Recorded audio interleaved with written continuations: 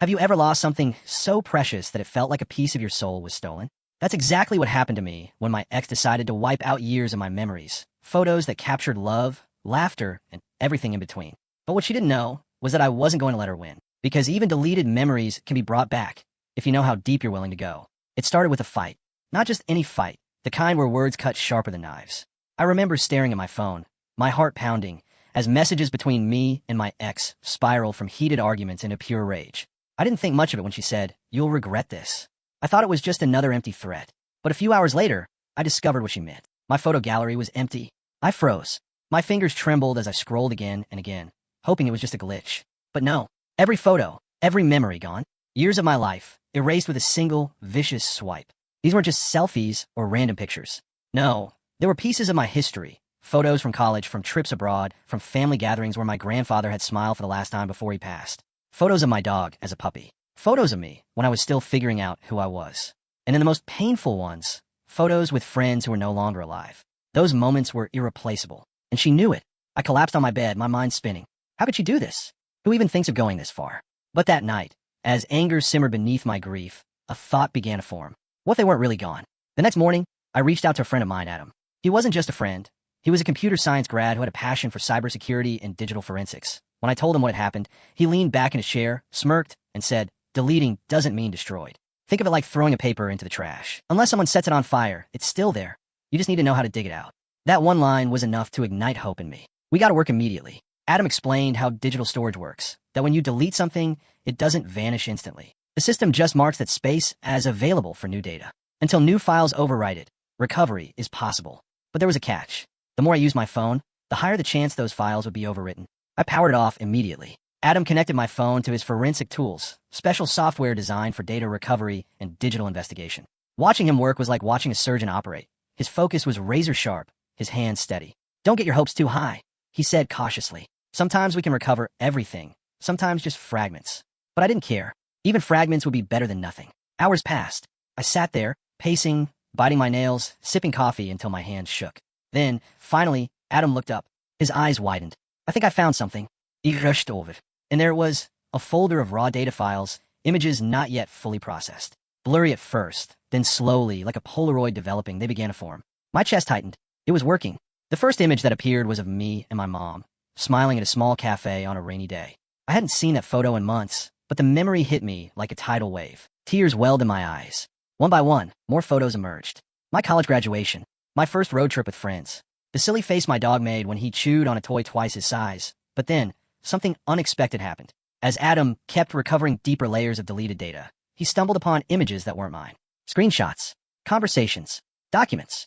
Dude, I don't think these are your files," he muttered. We both stared at the screen.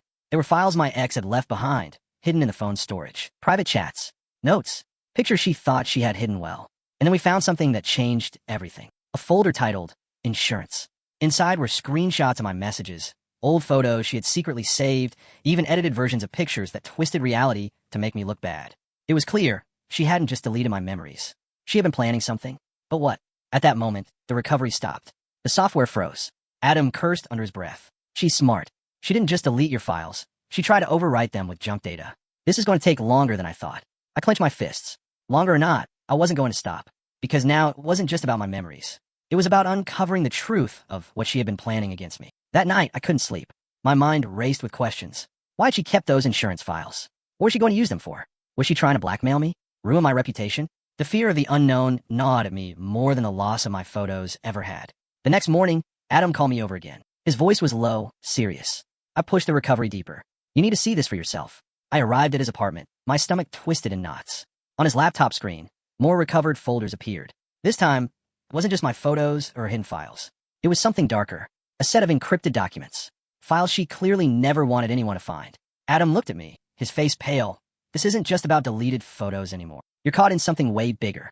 And that's when I realized what had started as a desperate attempt to save my memories had turned into uncovering secrets that could destroy more than just my past relationship. She had deleted my photos to hurt me, but in the process, she had left behind secrets that could ruin her. And I was about to learn just how dangerous those secrets really were. When Adam showed me the encrypted files, I felt my stomach churn. They weren't just random junk or personal photos. These were deliberate, locked, and carefully hidden. My ex hadn't simply deleted my memories out of spite. She had tried to cover up something bigger. Can you open them? I asked, my voice barely steady. Adam leaned closer to his laptop, typing commands faster than my eyes could follow. He was the kind of guy who thrived on puzzles, and encrypted files were his favorite challenge. Eventually, yes, he muttered. But it looks like she used multiple layers of encryption. This isn't amateur stuff. She knew what she was doing. That shook me. My ex was clever, manipulative, sure. But this level of digital sophistication, that wasn't her. Adam, what if someone helped her? He paused, looked at me, then shrugged. Possible. Or maybe she got these tools online. You'd be surprised how many people learn just enough to be dangerous. We decided to let the decryption run in the background. But as the hours dragged on, my mind spiraled. What was she hiding? That night, my phone buzzed. A private number. I hesitated, then answered.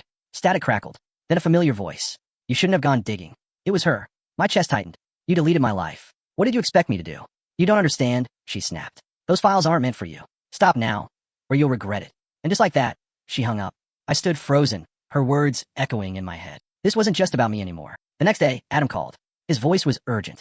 Get here, now. When I arrived, his laptop screen was filled with open folders. He had cracked part of the encryption, and what we saw made my blood run cold. Inside were documents, receipts, and screenshots that suggested my ex was working with someone else. Not romantically, no. Financially. Strategically. She had been feeding information to a company I had recently left after a messy fallout. That company had wanted to ruin me. I've been a whistleblower on one of their shady projects, and since then, I knew they resented me. But I never imagined my ex would align herself with them. Look at this. Adam pointed to an email draft she had saved. It read, I've deleted everything from his phone. You won't have proof anymore. We can move forward. Proof? Proof of what? My head spun. Then I remembered. Months ago, I had taken photos of certain documents during my time at the company, evidence of their fraud. Those photos were part of my gallery. Photos she had deleted. She hadn't just wanted to hurt me emotionally. She wanted to erase my leverage. I felt sick. But Adam wasn't done. There's more, he said grimly. He clicked another folder. This time, it wasn't just about business. It was personal. Conversations between her and her new partner. Plans to manipulate mutual friends into turning against me. Even a message where she'd bragged about breaking him down piece by piece. Me. I sank into a chair, my chest heavy. It was one thing to delete my photos out of anger, but to conspire to work with enemies, to actively try to destroy me. This was war. We spent hours documenting everything Adam uncovered. Screenshots, metadata, file trails. He explained how every file leaves a fingerprint, even when hidden. This is enough to protect you, he said, and possibly expose them. But exposing them came with risk. If I went public, they'd retaliate. If I stayed quiet, I'd live with the constant fear of what she, and they, might do next. That night, as I stared at the recovered photos of my family and friends, I realized something. The very memories she tried to erase had led me to the truth, and I couldn't stop here. 2 days later, I confronted her. We met at a cafe, neutral ground. She walked in, confident as ever, her smile sharp as glass. You shouldn't have called me, she said, sliding into the booth. You shouldn't have touched my life, I shot back. For a moment, her mask slipped. Then she leaned closer, lowering her voice. You don't know who you're messing with. I pulled out my phone, showing her a single recovered screenshot, her email draft to the company. Her face went pale. You think you're the only one who can play games. I said, you deleted my memories, but in doing so, you left behind your secrets. And now I know everything. Her hand trembled slightly as she reached for a coffee. You wouldn't dare, she whispered. But I could see the fear in her eyes. And for the first time, I felt like I had the upper hand. When I left the cafe, Adam was waiting outside his car. Well, he asked. She's scared, I said. But that makes her dangerous. He nodded. Then we stayed 2 steps ahead. We drove back in silence, both of us knowing this was far from over. That night, as I tried to sleep, my phone buzzed again. Another private number. This time, it wasn't her voice. It was a man's. Cold. Measured. You've seen too much. Stop digging, or we'll make you stop.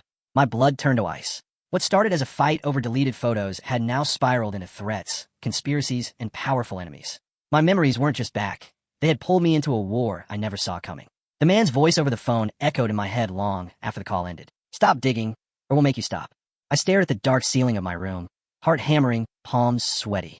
This wasn't just my ex anymore. She was tied to something bigger, something darker. And now, I was in their crosshairs. I wanted to believe it was just an empty threat, a scare tactic, but deep down I knew better. They weren't bluffing. The next morning, Adam came over. I replayed the call for him. I had instinctively hit the record button the moment I realized it wasn't her. He listened carefully, eyes narrowing. They know you're onto them. That means we're close. But it also means they'll try harder to shut you down. So what do we do? I asked. He leaned back, his face grim. We hit first. Adam wasn't reckless. He was calculated. He explained his plan. We'd organize all the recovered files, create a timeline of evidence, and prepare multiple backups. Not just on hard drives, but cloud storage, encrypted USBs, even hidden email drafts. If they come after you, he said, they won't be able to erase the truth. The second they try, we release everything. It was bold, risky, but it was the only way. As the days passed, Adam worked tirelessly. Meanwhile, I tried to piece together how my ex had gotten entangled in this. Was it money? Revenge? Both? I remembered her words at the cafe. You don't know who you're messing with. She wasn't lying. One night, unable to sleep, I went through some of the personal photos Adam had recovered for me. Pictures of family vacations, birthdays, even silly selfies. My chest tightened with bittersweet relief. She had tried to erase not just my leverage, but my life. And that's when I saw it. A photo I didn't remember taking. It was of my desk at the company, but in the corner of the frame was a reflection in the glossy surface of the picture frame. Her, standing behind me, watching. My stomach dropped. She had been planning this longer than I thought. The next day, Adam decrypted the final folder. And that's when everything clicked. Inside were documents detailing internal corruption at the company. Files I had secretly photographed, yes, but also new evidence. Files I had never seen. Where did these come from? I asked. Adam Fronit. These are insider files.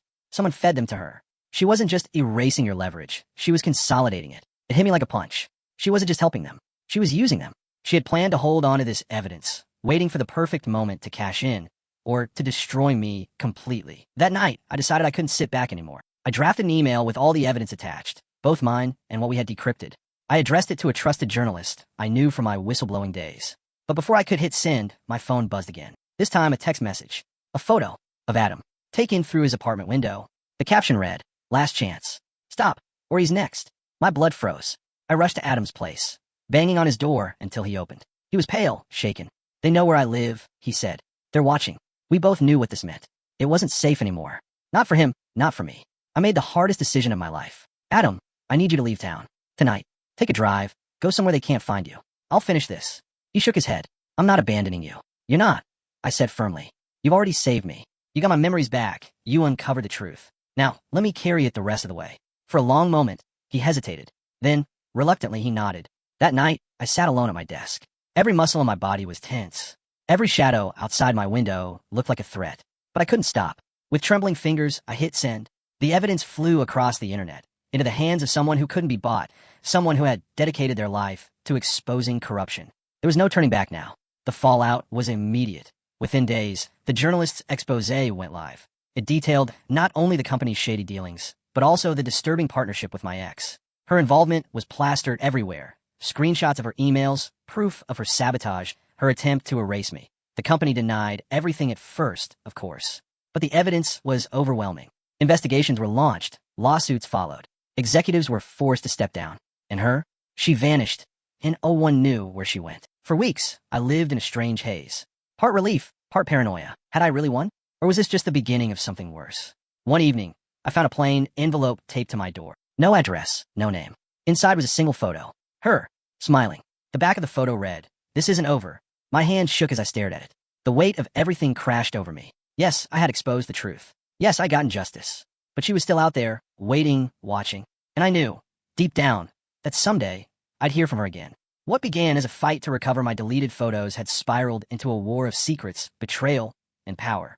I had won the battle, but the war? That was just beginning.